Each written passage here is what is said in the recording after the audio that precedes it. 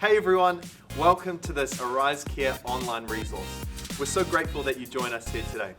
The series you're about to embark on is all about how to be the best employee that you can be. We're so honoured to have Ali Sopawanga, our HR manager, joining us here today to share with you. So sit back, take some notes if you can, and enjoy this content. Hey there, my name is Ali. I'm the HR manager here at Arise Church, and today I'd love to help you with a couple of topics to help you in your pursuit of employment. Today I would love to cover three main topics. The first being how to write a successful CV. The next topic would be how to interview well, and the third topic would be how to be a great employee. I've worked in recruitment and in management for about 15 years. In no way am I an expert, but I'd love today just to share some tips and tricks with you to help you stand out amongst the crowd when you are applying for those jobs. So here we go. Hope you have a pen and paper and we can get started. Okay, so the first topic I would love to chat to you about today is 10 steps to a successful CV. So writing a good CV can actually be quite challenging. In terms of job hunting, you want to make sure that the CV that you're creating is aligned with the jobs that you're actually applying for. Most employers spend, a matter of seconds looking at each application they see come through. So you want to make sure when you are submitting your CVs that they are standing out amongst the crowd. Here are my top 10 tips for creating a successful CV. Number 1, keep it to the point. So usually a CV should be no more than about 2 pages of A4 paper, that is. Employers spend an average of about 8 seconds looking at one CV. If you're wanting to make sure that you're on the yes pile, you want to make sure that your 2-page CV is to the point and aligned with the role that you're actually applying for.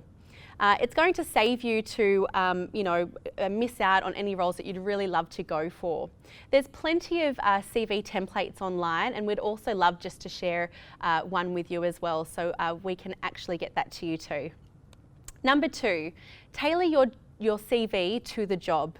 So sometimes when you're writing a CV, we try to be a little bit generic, but I'm really encouraging you to look at the job that you're applying for and then outline the skills that you have that think would be perfectly suited to that job.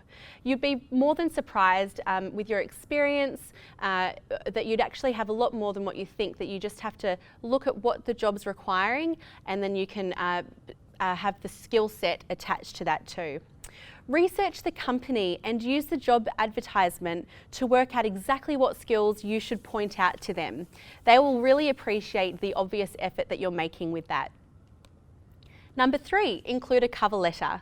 So don't assume that an employer will see how your experience relates to their job. Instead, I really encourage you to take the time to write a cover letter that is outlining why you think that you would be great for the role. And I think what you should do is also, when you research the company, look at their mission statement, look at the culture, and let them know why you think that you would really be suited to that culture and to that mission statement. This should be reflected throughout your whole CV, but a cover letter is really important. And we can also give you a template as well, just to give you some guidelines on what you should actually put in your cover letter. Tip number 4, don't leave any gaps. So leaving obvious gaps on your CV immediately makes the employers maybe suspicious or think that there's gaps for particular reasons. Even if you have been out of work, you can always put a positive spin on it, so please don't worry about that. If you have been out of work and you are looking for work, it's absolutely fine, but don't leave any gaps.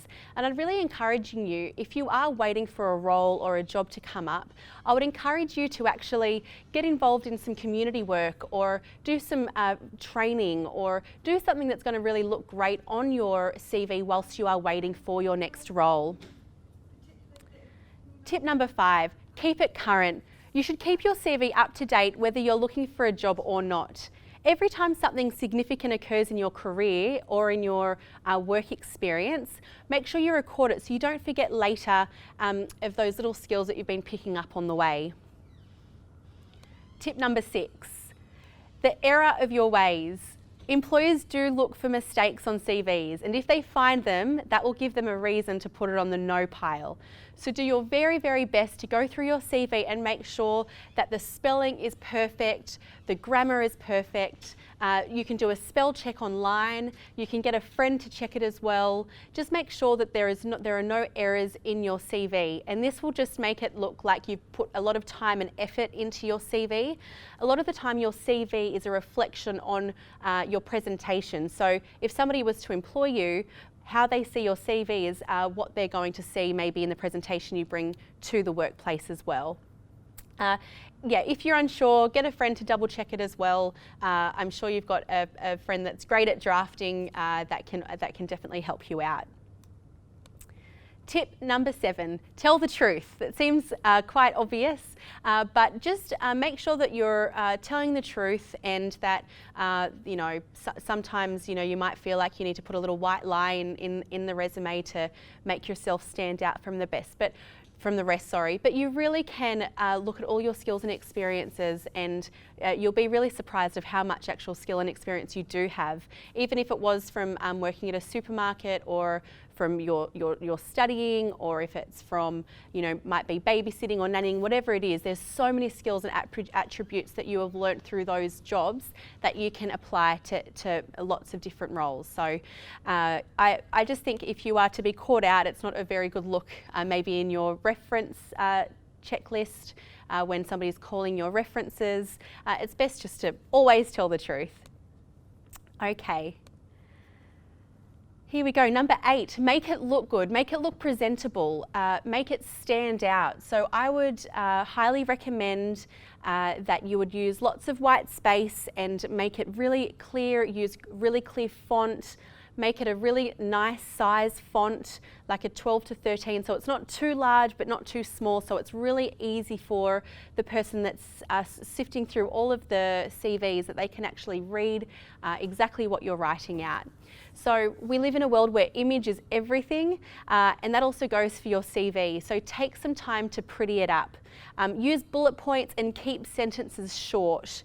Use the graphic design trick of leaving plenty of white space around the text and between categories to make the layout easy on the eye. You can also get creative with your job application as well, so it stands out. But we will add a CV template to help you understand what we think is a good CV. But there's plenty also online that you can have a look at as well. Okay. Number 9, try to find out who you are sending your CV to.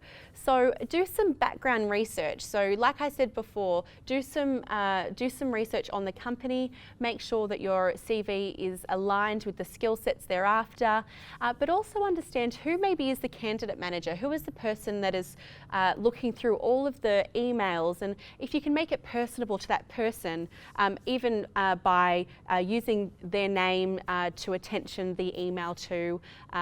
I would definitely try to find out who is actually doing the recruitment process, so that you will stick out from the crowd. I think that's a really great tip. It would make the application personable, and it's a really good just little tip to use when you are creating your application. If you are currently unemployed and you're looking for work, don't be ashamed of that at all. Everybody goes through times where they are looking for work, and that is absolutely fine. So employers definitely won't refuse your application just because you're unemployed, so don't feel that you have to hide it, but you can actually use it to your advantage. So when you begin your cover letter, you need to let the employer know why they should hire you, and it's in these opening sentences that you should mention that your unemployment. If there are valid reasons for your unemployment, like redundancy, or you're looking for a career change, certainly don't be afraid to mention that at all. It usually helps you, to align why you're applying for that job with your passion as well. There are the 10 tips for creating a successful CV. We hope it helps. I'm sure you've got plenty of ideas as well. We really hope and wish you all the best with your pursuit for employment. And please be in touch if there's anything else that we can do to help. How good was that? We hope you enjoyed that. Hope you took some notes, some takeaways, and we'll see you back here next week.